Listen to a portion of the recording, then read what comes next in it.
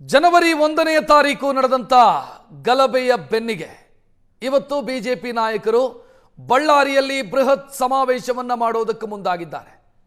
ಬಳ್ಳಾರಿಯಲ್ಲಿ ಜನಾರ್ದನ್ ರೆಡ್ಡಿ ವರ್ಸಸ್ ಭರತ್ ರೆಡ್ಡಿ ಬೆಂಬಲಿಗರ ಮಧ್ಯೆ ಮೊನ್ನೆ ಏನು ಸಂಘರ್ಷ ಆಯಿತು 1ನೇ ತಾರೀಕು. ಈಗ ಕಾಂಗ್ರೆಸ್ ಸರ್ಕಾರದ ವಿರುದ್ಧ ಕೇಸರಿ ಪಡೆ ಸಮಾವೇಶ ಮಾಡೋ ಮುಖಾಂತರ ಆಕ್ರೋಶ ವ್ಯಕ್ತಪಡಿಸೋದಕ್ಕೆ ಸಜ್ಜಾಗಿದೆ. ಬಳ್ಳಾರಿಯಲ್ಲಿ ಬಿಜೆಪಿ ನಾಯಕರ ಶಕ್ತಿ ಪ್ರದರ್ಶನ ನಡೆಯೋದಕ್ಕಿದೆ. ಇವತ್ತು ಬೆಳಗ್ಗೆ 11ಕ್ಕೆ ಎಪಿಎಂಸಿ ಮಾರುಕಟ್ಟೆ ಬಳಿ ಬೃಹತ್ ಸಮಾವೇಶ ನಡೆಸೋದಕ್ಕಿದ್ದಾರೆ ಬಿಜೆಪಿ ನಾಯಕರು. ಶಾಸಕ ನಾರಾ ಭರತ್ ರೆಡ್ಡಿ ಅವರನ್ನ ಅರೆಸ್ಟ್ ಮಾಡಬೇಕು ಅಂತ ಆಗ್ರಹಿಸಿ ಈ ಸಮಾವೇಶ ನಡೆಯೋದಕ್ಕಿದೆ.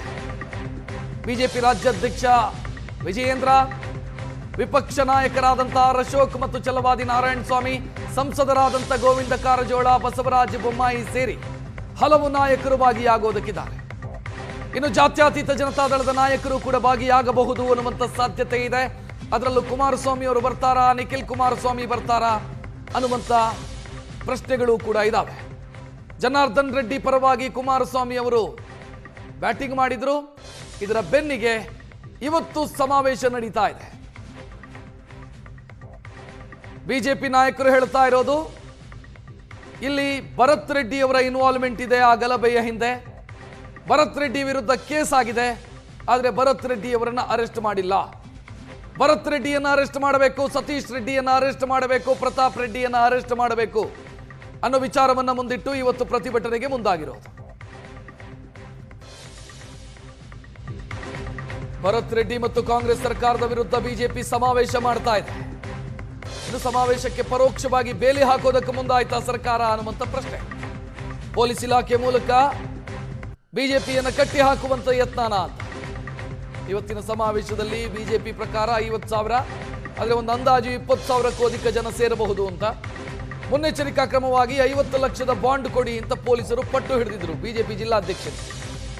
ಆದರೆ ಸಮಾವೇಶದ ಸ್ಥಳಕ್ಕೆ ಬಂದು ಪೊಲೀಸರು ನೋಟಿಸ್ ಕೊಟ್ಟಾಗ, ನಮಗೆ ಮಾತ್ರ ಯಾಕ್ರಿ ನೋಟಿಸು, ಉಳಿದವರಿಗೂ ನೋಟಿಸ್ ಕೊಟ್ಟರೆ ನಾವು ಕೊಡ್ತೀವಿ, ನಾವು ಬಾಂಡ್ ಕೊಡ್ತೀವಿ, ಉಳಿದವರಿಗೆ ನೋಟಿಸ್ ಕೊಟ್ಟಿದ್ದನ್ನು ತೋರಿಸಿ ಅಂತ ಮಾಜಿ ಶಾಸಕ ಸೋಮಶೇಖರ್ ರೆಡ್ಡಿ ಪ್ರಶ್ನಿಸಿದ್ದಾರೆ.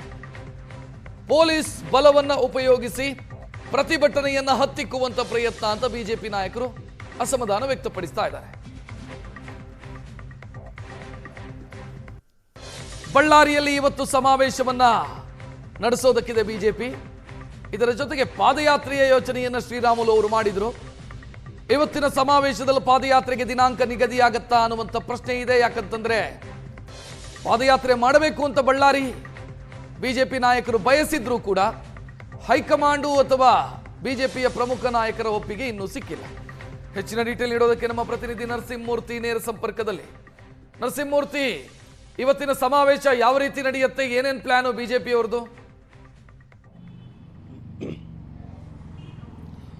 ರಕ್ಷಿತ್, ಈಗಾಗಲೇ ಜನವರಿ 1ರಂದು ನಡೆದ ಗಲಭೆ ಪ್ರಕರಣಕ್ಕೆ ಇವತ್ತಿಗೆ ಒಂದು ಅಂತಿಮ ಸ್ವರೂಪ ಅಥವಾ ತಾತ್ಕಾಲಿಕ ಸ್ಟಾಪ್ ಆಗ್ತಕ್ಕಂಥ ಕೆಲಸ ಆಗುತ್ತೆ ಅನ್ನೋಂಥದ್ದು ಕಾದು ನೋಡಬೇಕಾಗಿದೆ. ಯಾಕಂದರೆ ಕಳೆದ 17 ದಿನಗಳಿಂದ ಕೂಡ ನಿರಂತರವಾಗಿ ಏನು ಕಾಂಗ್ರೆಸ್ ಸರ್ಕಾರದ ವಿರುದ್ಧ ಮತ್ತು ಸ್ಥಳೀಯ ಶಾಸಕರ ಮತ್ತು ಅವರ ಬೆಂಬಲಿಗರ ವಿರುದ್ಧ ಏನು ಜನಾರ್ದನ್ ರೆಡ್ಡಿ, ಶ್ರೀರಾಮುಲು ಅವರು ವಾಗ್ದಾಳಿ ಮಾಡ್ತಾ ಬಂದರು.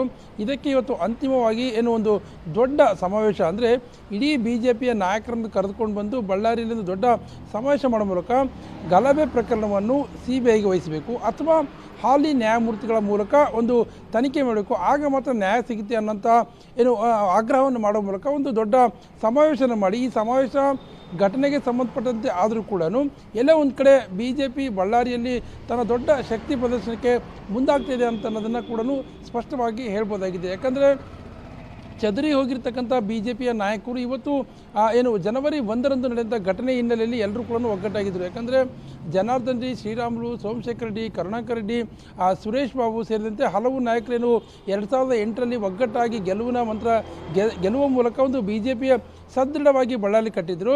ತದನಂತರ ಆದ ಬೆಳವಣಿಗೆಯಲ್ಲಿ ಎಲ್ಲರೂ ಕೂಡ ಚದರಿ ಹೋಗಿದ್ದರು. ಆದರೆ ಯಾವಾಗ ಜನವರಿ 1ರಂದು ಜನಾರ್ದನ್ ರೆಡ್ಡಿ ಮನೆ ಮೇಲೆ ಒಂದಷ್ಟು ಗಲಾಟೆಗೆ ಆಗ್ತವೆ, ಆ ಗಲಾಟೆ ಸಂದರ್ಭದಲ್ಲಿ ಎಲ್ಲ ನಾಯಕರು ಕೂಡ ಜನಾರ್ದನ್ ರೆಡ್ಡಿ ಮನೆಗೆ ಬರ್ತಾರೆ, ಒಂದು ನೈತಿಕ ಬಲವನ್ನು ತುಂಬತಕ್ಕಂಥ ಕೆಲಸವನ್ನು ಮಾಡ್ತಾರೆ.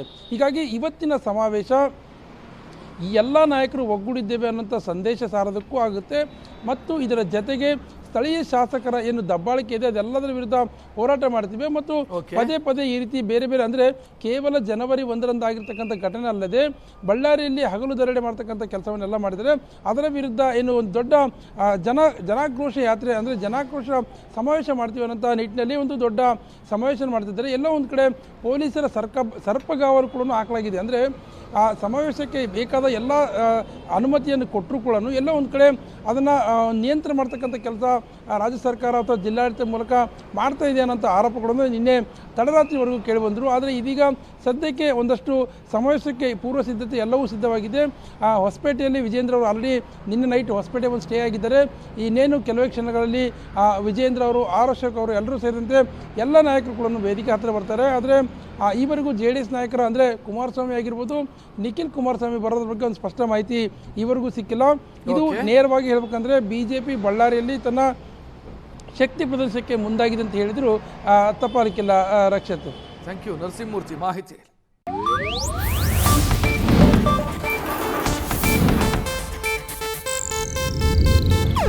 ಇದು ಏಷ್ಯಾನೆಟ್ ನ್ಯೂಸ್ ನೆಟ್ವರ್ಕ್ ಪ್ರಸ್ತುತಿ.